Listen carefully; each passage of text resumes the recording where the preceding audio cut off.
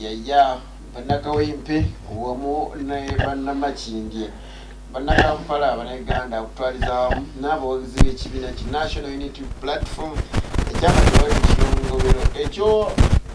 abamu ku babaka baabwe ababiri Allan Ssewanyana w'Amakindye West gattako ne the update Ssegirinya Muhammad Honorable Tewasaikyebando afudde Kawempe North yagamba nti anaatera ogifuula London kubimu byetandisa okubeera ng'akola oluvannyuma lw'okubeera nti yasobodde okubeera ng'ate awangula ava mu musango ogwamuwabibwa gwe baavuganya naye omwami Kidandala bw'atyo kooti omusango n'egugoba ate kati awemmemba nagwa bijambiya muzzukulu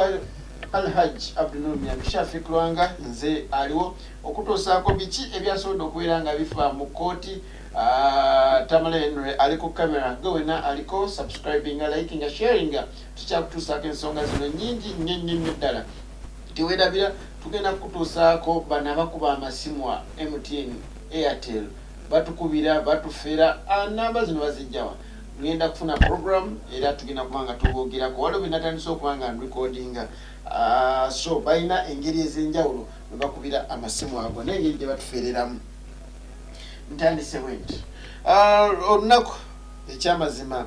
lwabadde ennaku z'omwezi musanvu bwatyo zaali mukaaga lwe basobola okuba nga bayitibwa okuba nga bagenda e Masaka ate basobole okuba nga bawennemba n'omusango ogw'ebijambiya Allan Ssewanyana gattako ne Ssegirinya Muhammad basobola okubeera nga bafuna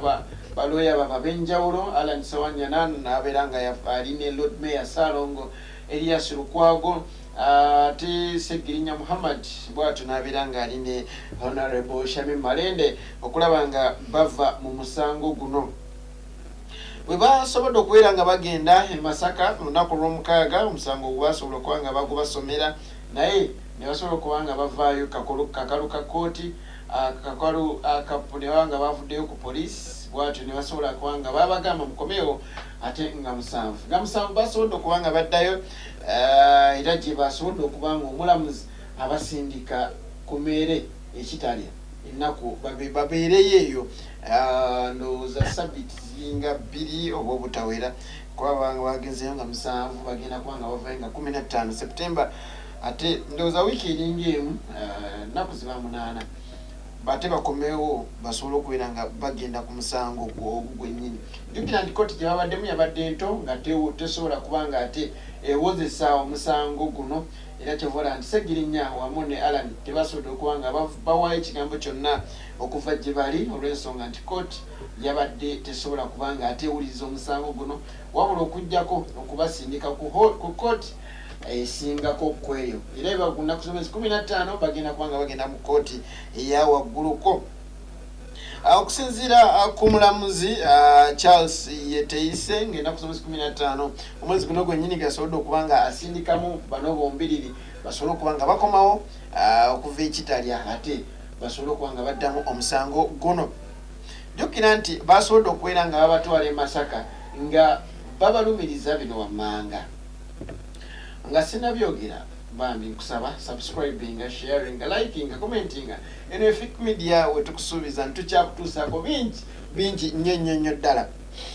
Bagamba nti bano benyigira mu kutta abantu abaali abasatu wamu n'omu bagezaako okwagala okuba nga bamutta. Kigambibwa nti bano bombi baali basaale nnyo mu kubeera nti basuubiza abo ab'ebijambiya abakola omulimu guno okubeera nti bawaayo akasente singa batuukiriza omusango guno. Waba otunuddemu muli weebuuza nti wabanga Allan Ssewanyana w'Amakindye n'ow'e Kawempe ate bakwatagana batya n'ab'e Masaka eri so bintu bikyabuzaabuzaamu mu mbeera bwekyo naye kati nze nkunnyonnyola kiki ekyogerwa. Bagamba nti ng'ennaku z'omwezi zaali 23 omwezi guno omwezi ogwa Augusito omwezi oguwedde omwaka guno gwennyini 2021 bagenda mu kyalo kye bayita Settaala era mu Masaka ne basobola okuba nga baakolayo obulumbaganyi buno obw'okutta abantu basatu ate n'omu bw'atyo n'asobola okuba nga yagezewaako bagezaako kubanga ate bamujja mu bulamu buno obwensi. Gavumenti yavuddeyo n'abeera omwogezi wa gavumenti, that is Fred Enanga, yagambye nti bano bombiriri balina akakwate n'ab'ebijambiya abali e Masaka, era ensonga lwaki basobodde okuba nga bakwatibwa. Kigambibwa mbu bakola meetings ez'enjawulo mu bifo ebyenjawulo ono mu Kampala, nga basinziira nga mu Ndeeba gye basobola okuba nga batuula ate ne basalawo ku bijambiya ebigenda mu maaso. Naye awuliriza programu eno njagala obeere ng'omanya nti si gwe mundi okusoose ebijambiya bino okubanga bitandika, byatandika dda nga ne Ssegirinya talina bafuuka member of parliament, ndowooza yali akyali kansala wemba seerabidde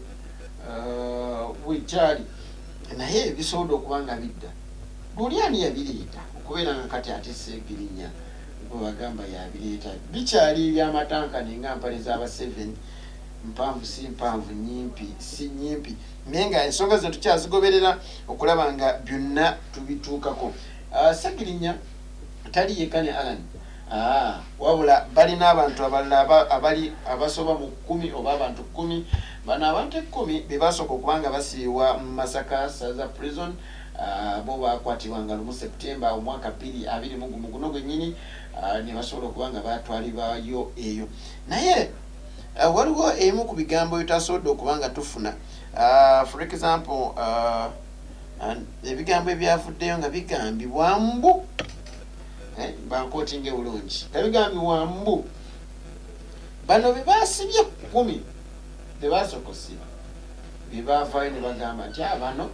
be batuwa be batusuubiza akasente okusobola okubeera nga tukola omulimu, era tumaliriza omulimu guno bajja kubanga ate batuwa akasente.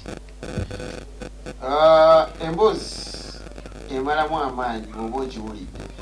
naye gwe weebuuze enkwatagana eririddawa oba ebijambiya.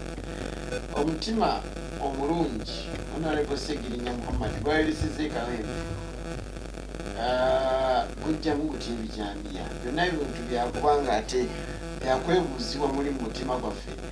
olinda kulaba kiki ekinasobola okubanga ate kiddirira. Anzikiriza nkomaawo, tulinde biki ebinaddirira mu maaso awo ng'ennaku z'omwezi 15 atujja babasaale e Masaka ali tulabe kiki ekiriyo, kiki ekigenda okubanga kivaayo. Ekyamazima security yabadde very tight, era kino eno ndowooza n'ab'ebijambiya kyabatiisizza olwagawa nga buyitiridde obungi. Security yabadde tight nnyo ddala, era n'amu ku ba honorables baba MPs abasobodde okubanga bagenda, jjukira nti ba MPs ba Buganda Caucus bagenda e Masaka balabe kiki ekiriyo, naye basazeeyo okubanga ate bagobererako ba Ssegirinya bano. Mwana tubabaganye okubanga ate bayingira, naye ebyo n'ebirala tugenda kubanga tubikutuusaako kadde konna okuva olwaleero. Naye nga ntuuse okusasira kwange eri abaorthodox bonna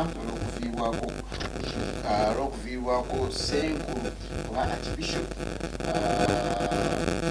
w'abaorthodox wa Uganda, Mwami Yona Lwanga, atubasabira